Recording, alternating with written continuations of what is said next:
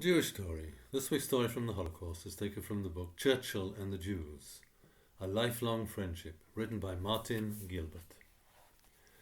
That afternoon, 18th of April 1945, Churchill spoke to the House of Commons about the horror felt by the government at the proofs of these frightful crimes now coming into view.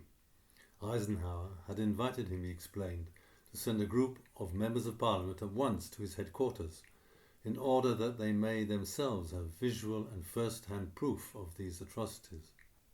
The matter was of urgency, as it is not possible to arrest the processes of decay in many cases.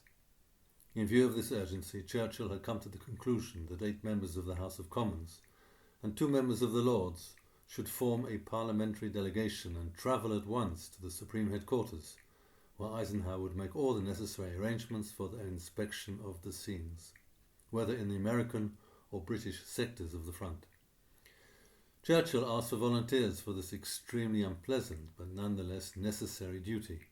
They must be chosen that afternoon, so that they could start the next day. "I hope," Churchill said, "the House will approve of the somewhat rapid decision I have taken." The House of Commons did approve. "People are profoundly shocked here," Churchill telegraphed Eisenhower that evening, and on the following morning he telegraphed to his wife Clementine, who was then visiting hospitals in the Soviet Union. "Here we are all shocked by the most horrible revelations of German cruelty in the concentration camps. General Eisenhower has invited me to send a parliamentary delegation. I accepted at once, and it will start tomorrow. They will go to the spot and see the horrors for themselves.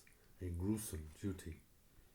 The British parliamentary delegation reached Buchenwald on the 27th of April. "One half-naked skeleton," they wrote in the report, tottering painfully along the passage as though on stilts, drew himself up when he saw our party, smiled, and saluted. 10 days had passed since liberation. The number of daily deaths in the first days after the liberation of the camp had been 100 or more. On the day before the visit of the parliamentarians, 35 inmates had died, being already beyond the power of medicine to save. On the 7th of May 1945, the German armies surrendered unconditionally. The German war was over. The murder of 6 million Jews and of more than 10 million other captive peoples, Russians, Poles, Greeks, and Serbs among them, was at an end. Churchill had been a central figure in the destruction of the German war machine and Nazi tyranny, driving forward the British war effort on land, at sea and in the air for 5 years. Simon Hass, a Polish Jew who survived the war in a Soviet labor camp, later recalled a fellow prisoner's comment as the war raged: "We have no bread, but we have Churchill." Almost 20 years after the end of the war, and 3 days after Churchill's death, Halina Newman, a survivor of the Warsaw Ghetto, wrote to the New York Times from her home in Newark, New Jersey, "May I have the privilege of telling your readers what Winston Churchill meant to us, the hunted, the persecuted, in hiding from the Nazis. When all the lights went out in Europe, in the black of the nights for months and months to come, his voice, his speeches kept us alive.